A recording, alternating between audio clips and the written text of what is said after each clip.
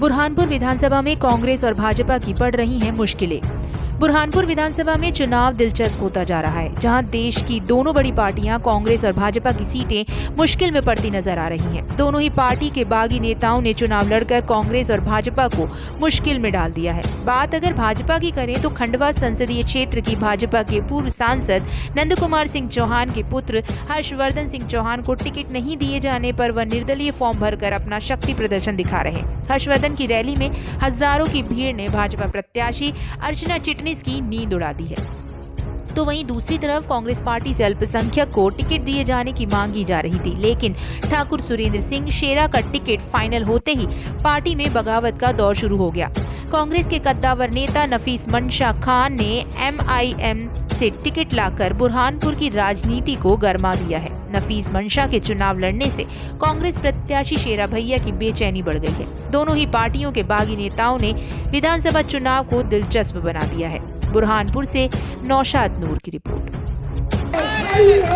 मैं चाहूंगा जोरदार तालियों से ऐसे युवा के लिए तालियां बजाने वाला मैं छोटे भाई हर्षवर्धन से निवेदन करूंगा कि पूरे हमें संबोधित करें। मध्य प्रदेश में पहला टिकट आपको मिला है और आपने नामांकन डाला है, किस तरह? दो कैंडिडेट भी हैं। अभी बी फॉर्म तो आपको मिला है? बी फॉर्म उनको भी मिल गया। सोनकर जी जो जबलपुर से किया गया है, एसटी सीट थी वहाँ पर उनके मेरे से पहले उनको दिया गया और सेकंड मेरे को यहाँ बुरहानपुर का दिया। बी फॉर्म जमा कर दिया मैंने यहाँ पर। मेरा बोलने का सिर्फ मतलब यही आ रहा है, आप इतिहास उठा के देख लें कि यहाँ से भरपूर वोट अल्पसंख्यक ने सब समाज को वोट दिया है। मैं खुद उनके साथ खड़ा रहा, चुनाव जिता के लाया, लेकिन जब चुनाव जीतने के बाद पब्लिक में आना था, कोई भी पब्लिक के अंदर नहीं आया ना उनकी तकलीफों को देखा। बीजेपी कांग्रेस और जो गद्दार एक निर्दलीय प्रत्याशी खड़ा है, उसमें एमआईएम कहाँ अपने आप को साबित करता है? 100%। आप ये मान के चलना कि आप खुद देखेंगे जो पब्लिक बुरहानपुर की है, समय प्रति परखना जानती है कौन खरा है कौन खोटा है। सबों को आजमा के देख चुकी है इसने। आपने देखा होगा वहाँ पर भी अभी विरोध चल रहा है। विरोध का हक सबों को है, आज़ादी सबों को है।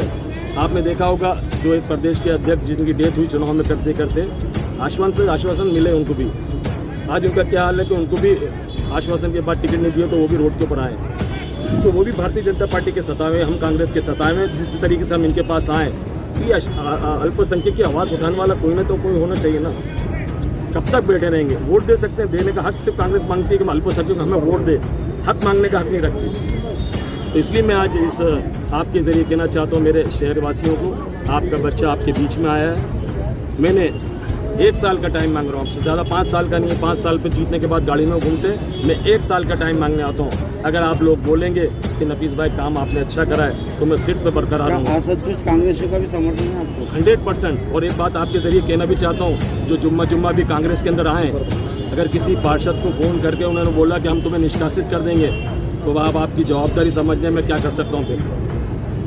शुक्रिया, थैंक यू।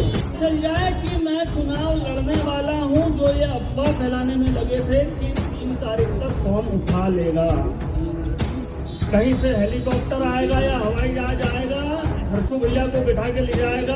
अब ये संभव नहीं। मैं चुनाव लड़ रहा हूं और आपके आशीर्वाद से जीता।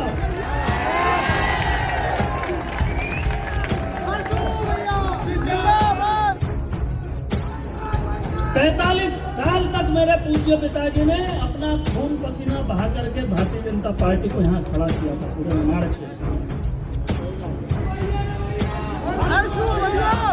और हमने मांगा ही क्या था? आप लोगों की इच्छा ही क्या थी? सिर्फ यही थी कि उनके स्वर्गवास के बाद में परिपाटी चली आती है। नंदू भैया के प्रति इस क्षेत्र की जनता का स्नेह श्रद्धा है, इसलिए यह चाहा गया था कि उनके बेटे को टिकट दिया जाए।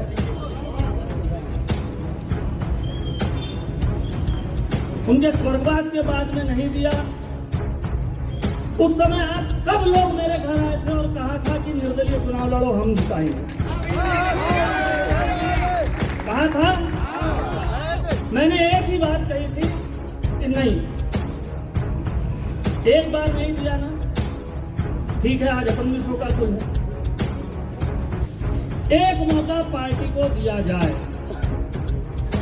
दोबारा मेहनत करेंगे। जिनको हेलो नमस्कार, स्वागत है आप सभी का और आप देख रहे हैं NV24 7 रुक करते हैं आज जहां श्री राम जन्मभूमि अयोध्या के भव्य राम मंदिर निर्माण हेतु धन संचय करने पहुंचे। वहीं स्वास्थ्य मंत्री का राधा कृष्ण दरबार प्राचीन तीर्थ स्थान सांची पुलिस द्वारा मिलकर सामूहिक दबिश दी गई, जिसमें आबकारी पवन सोनी आजकल विदिशा शहर में देखे जा रहे हैं। कांग्रेस के विधायक शशांक भार्गव और पालिका के समझ सफाई कर्मी अपनी मांगों को लेकर जिले में अवैध खनन को रोकने के लिए रायसेन के कलेक्टर उमा शंकर